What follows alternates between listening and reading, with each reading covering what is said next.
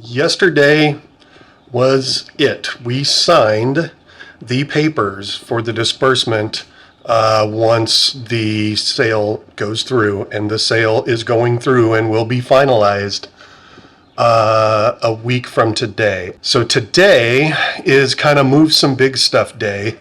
We've got some dressers that need to move. We've sold off and gotten rid of most of our stuff, but we have some larger dressers and a sofa and stuff to move, and then a few things to take to Goodwill. So that's today. Today is to get some big stuff out of here and get ready for the move.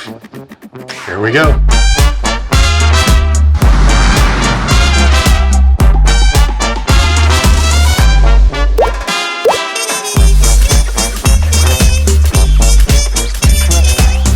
All right, kids, here's the moving challenge for today. So we had a bunch of stuff that you accumulate in the garage, for years and years, that is considered hazardous material. So I called the local agency to dump the stuff or to take it to their hazmat drop-off place yesterday. They take my information and say, well, we'll have somebody call you back to schedule an appointment time. Nobody called me back. So now I don't have an appointment, but I'm just gonna show up anyways and plead my case to the judges of hazmat recovery. And we'll see what happens. All right, so at this point I'm in a line and now I'm gonna wait. Let's see what happens. There's a guy up here to talk to. We'll see where this winds up. Okay, so apparently I didn't even need an appointment. I love the way this world works sometimes. All right, we're getting in. Yay, the hazardous material's going away.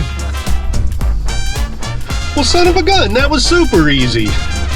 I pulled in, I didn't even have to get out of the truck. I pulled in, they opened the back of the truck, got all my stuff out, took it away. Wow, all of that worrying and all of that call for an appointment and blah, blah, blah, that was all ridiculousness. I could have just showed up. All right, on to the next moving adventure.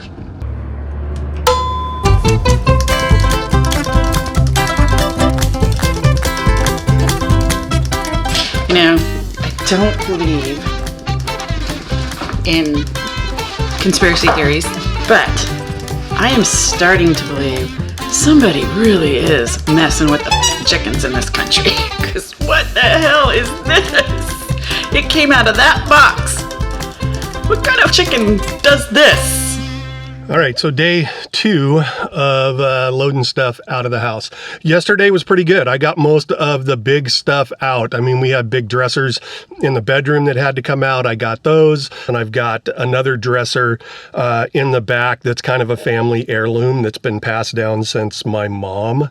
I think the idea is to get all of it over there today so that we'll be in a giant empty house and ready to go come Monday. So today's Thursday. We got to be out by Monday. Here we go. All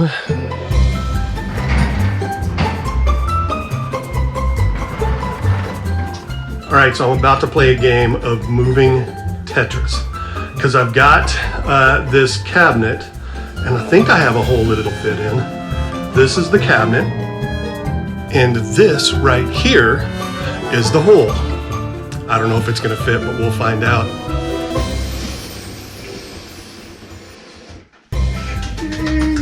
It fit just perfectly.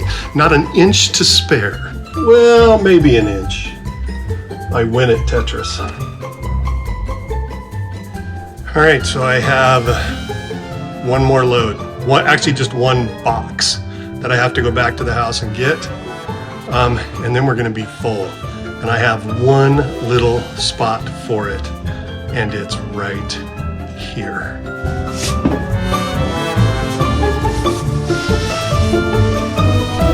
All right, folks, so you're probably asking yourself, why are we sitting in camp chairs right now? In our house. Why are we sitting in camp chairs? Because it's the only furniture available. Because we are in the last violent throes of moving out of our house. The last night. The very last night in the house that we've been in for 25 years. Yes. Something that we learned was that when we moved into this house 25 years ago, we were in our early 30s. Now we're in our mid 50s, kind of playing in a whole different league. We're like in the old timers league now.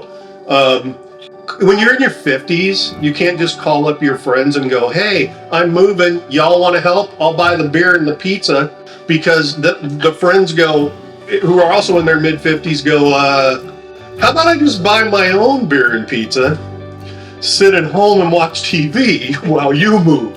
Which is not entirely true. We had a lot of friends that actually offered to help us move, but you know, I think this was kind of our thing. Yeah. So we kept it our thing. We didn't even have, our son came over, maybe moved a couch. He helped me move a sofa. After.